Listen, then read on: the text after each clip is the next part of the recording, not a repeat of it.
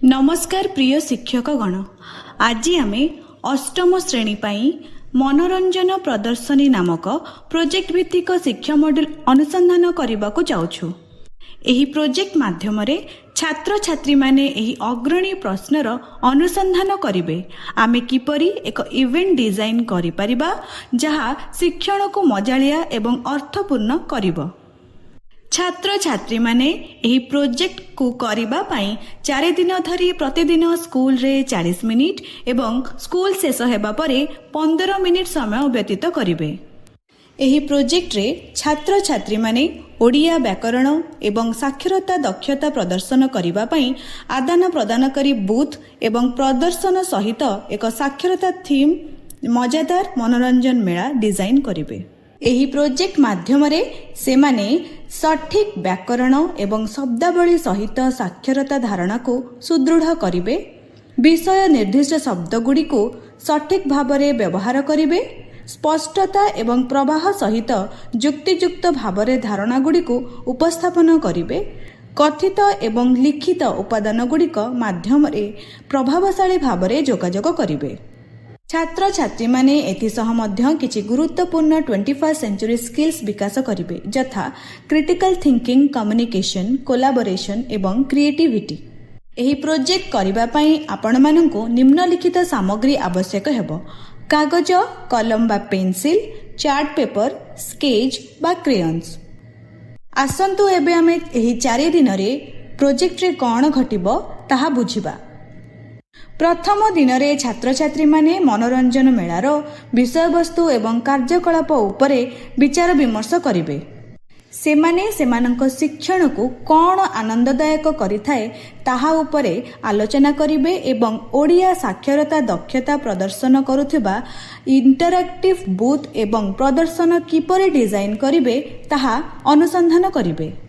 दलरे सेमाने शिखा जायथिबा मुख्य विषय गुडी को तालिकाभुक्त करिवे, एक ध्यान केंद्रित करिवे एवं एक बूथ किंबा प्रदर्शन धारणा निष्पत्ति नेबे। सेमाने परिदर्शकंक अभिज्ञता कल्पना करिवे एवं साक्षरता धारणा शिक्षा देबा पई आकर्षणीय उपादान गुडी को विचार विमर्श करिवे। शेषरे छात्र छात्री माने प्रोजेक्ट रे सेमानंकर अवदान उपरे प्रतिफलन करिवे एवं एक सृजनशील एवं अर्थपूर्ण कार्यक्रम सुनिश्चित करिबा पई धारणा शेयर करिवे। द्वितीय दिन रे छात्र छात्री माने साक्षरता विषय गुडी को एकीकृत करी सेमानंकर बूथ एवं प्रदर्शन डिजाइन करिवे। सेमाने तांको स्मरणीय मेला अभिज्ञता गुडी को मने पकाई एवं सेमानंकर कार्यक्रम को किपरि आकर्षणीय करिवे ताहा आलोचना करी दिन आरंभ करिवे।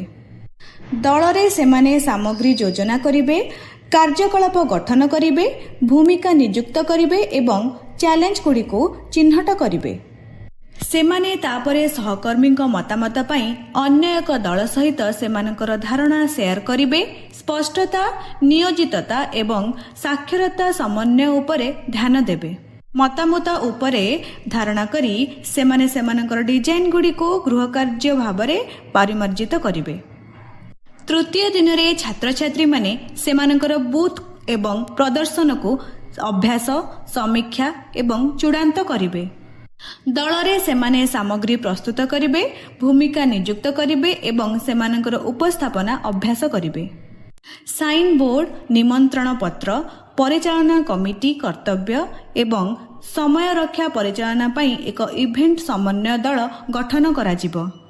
छात्र छात्री माने भिड़रे परिचालना, दर्शकंक सहभागिता एवं अंतिम लॉजिस्टिक रो मध्य योजना करिवे। चतुर्थ दिन रे छात्र छात्री माने साक्षरता मनोरंजन मेला आयोजन करिवे। सेमाने बूथ एवं प्रदर्शन स्थापन करिवे, निश्चित करिवे जे समस्त सामग्री प्रस्तुत अछि। इवेंट समन्वय दल गुडी को सेमानंकर निर्धारित क्षेत्र को मार्गदर्शन करिवे। छात्र छात्री माने एवं शिक्षकंक समेत परिदर्शक माने पारस्परिक बूथ रे अंशग्रहण करिवे एवं प्रदर्शन उपभोग करिवे। कार्यक्रम परे छात्र छात्री माने सेमानंकर शिक्षा सम्मुखीन होइतिबा चैलेंज एवं उन्नति पाई क्षेत्र गुडी को उपरे चिंतन करिवे। आपणक छात्र छात्री मानकर शिक्षण स्तर उपरे आधार करी आपण पाठ्य योजना को सजाड़ी पारंती। पाठ्य योजनार ବିଭିନ୍ନ ଟିପ୍ସ, ଅତିରିକ୍ତ କାର୍ଯ୍ୟକଳାପ ଏବଂ ସରଳୀକରଣ ପାଇଁ ପରିବର୍ତ୍ତନ ବିଭାଗଗୁଡ଼ିକୁ ଅନୁସରଣ କରନ୍ତୁ। ସୃଜନଶୀଳ ହୁଅନ୍ତୁ, କିନ୍ତୁ ନିଶ୍ଚିତ କରନ୍ତୁ ଯେ ସମସ୍ତ ତାଲିକାଭୁକ୍ତ କାର୍ଯ୍ୟକଳାପକୁ ଅନୁସରଣ କରି ପ୍ରୋଜେକ୍ଟର ଆଭିମୁଖ୍ୟ ଅକ୍ଷୁଣ୍ଣ ରହିବ, ଯେହେତୁ ଏହା ପରସ୍ପର ସହିତ ସଂଯୋଗରେ ନିର୍ମାଣ ହେଉଛି। ପ୍ରୋଜେକ୍ଟ ସମାପ୍ତ ହେବା ପରେ ପ୍ରଦର୍ଶନ କରୁଥିବା ସମୟର ଛାତ୍ରଛାତ୍ରୀମାନଙ୍କ ଫଟୋ ସଂଗ୍ରହ କରନ୍ତୁ ଏବଂ ସପ୍ତାହର ଶେଷରେ ଦିଆଯାଇଥିବା ଗୁଗଲ ଫର୍ମରେ ଅପଲୋଡ୍ କରନ୍ତୁ। ଆମର ହ୍ୱାଟ୍ସଆପ୍ ଗ୍ରୁପରେ ମଧ୍ୟ ଛାତ୍ରଛାତ୍ରୀମାନଙ୍କ ପ୍ରେରଣାଦାୟକ ଏବଂ ଜୀବନ୍ତ ଫଟୋ ଦେବାକୁ ଭୁଲନ୍ତୁ ନାହିଁ। ଆପଣଙ୍କ ଛାତ୍ରଛାତ୍ରୀମାନଙ୍କୁ ବିକଶିତ ହେଉଥିବାର ଦେଖି ଆମେ ଉତ୍ସାହିତ। ସମୟ ଏବଂ ସମର୍ଥନ ସହିତ ଆପଣ ସେମାନଙ୍କୁ ଯୋଗଦାନ କରୁଥିବା ଏବଂ ଅଧିକ ଶିଖିବା ପାଇଁ ଅନୁସନ୍ଧାନ କରୁଥିବାର ଦେଖିବେ।